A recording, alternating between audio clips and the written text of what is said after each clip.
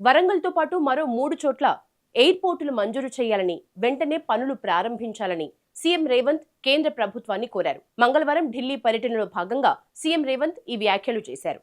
మంగళవారం ఢిల్లీ పర్యటనలో భాగంగా కేంద్ర మంత్రులు రాజ్నాథ్ సింగ్, రామ్మోహన్ నాయుడిని సీఎంతో పాటుగా మంత్రులు భట్టి, ఉత్తమ్ సమావేశమయ్యారు. 3 చోట్ల ఎయిర్పోర్టుల కోసం రాష్ట్ర ప్రభుత్వం అన్ని రకాల చర్యలు చేపడుతోందని, కేంద్రం కూడా సహకరించి వెంటనే అనుమతులు మంజూరు చేయాలని రిక్వెస్ట్ చేశారు. భద్రాద్రి కొత్తగూడెం జిల్లాలో ఎయిర్పోర్ట్ ఏర్పాటుకు గతంలో గుర్తించిన స్థలం అనువుగా లేనందున ప్రత్యామ్నాయంగా పాల్వంచలో 950 ఎకరాలు గుర్తించామని కేంద్ర మంత్రి రామ్మోహన్ నాయుడు దృష్టికి సీఎం రేవంత్ రెడ్డి తీసుకెళ్లారు. ఆ భూమి వివరాలు ఎయిర్పోర్ట్స్ అథారిటీ ఆఫ్ ఇండియాకు అందజేశామని, వెంటనే విమానాశ్రయ ఏర్పాటుకు అనుమతులు ఇవ్వాలని కోరారు. పెద్దపల్లి జిల్లాలో గతంలో గుర్తించిన భూమి ఎయిర్పోర్ట్ నిర్మాణానికి అనువుగా లేదని ఏఏఐ ప్రీ ఫిజిబిలిటీ సర్వేలో తేలిందన్నారు. ఇందుకు ప్రత్యామ్నాయంగా రాష్ట్ర ప్రభుత్వం అంతర్గాంలో 591.24 ఎకరాలు గుర్తించిందని, అక్కడ ఎయిర్పోర్ట్ ఏర్పాటుకు పర్మిషన్ ఇవ్వాలని ఆయన విజ్ఞప్తి చేశారు. ఆదిలాబాద్ లో భారత వైమానిక దళం ఐఏఎఫ్ ఆధ్వర్యంలో ఇప్పటికే 369.50 ఎకరాల భూమి ఉందని,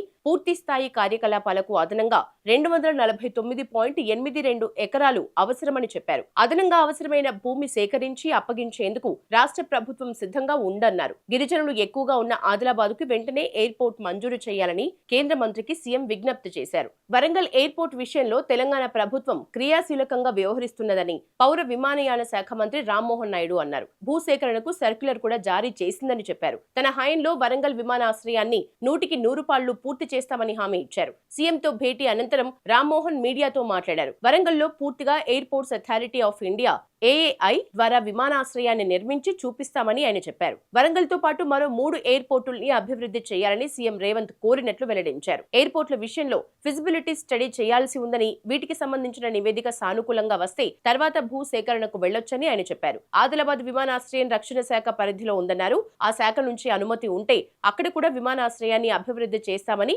రామ్మోహన్ నాయుడు క్లారిటీ ఇచ్చారు. ఆదిలాబాద్ కు ఓవైపు ఛత్తీస్గఢ్, మరోవైపు మహారాష్ట్ర సరిహద్దులుగా ఉన్నాయని, ఈ జిల్లాకు దరిదాపుల్లో విమానాశ్రయం లేదని, ఆదిలాబాద్ లో ఏర్పాటు చేస్తే చాలా మందికి ఉపయోగకరంగా ఉంటుందని ఆయన అభిప్రాయపడ్డారు.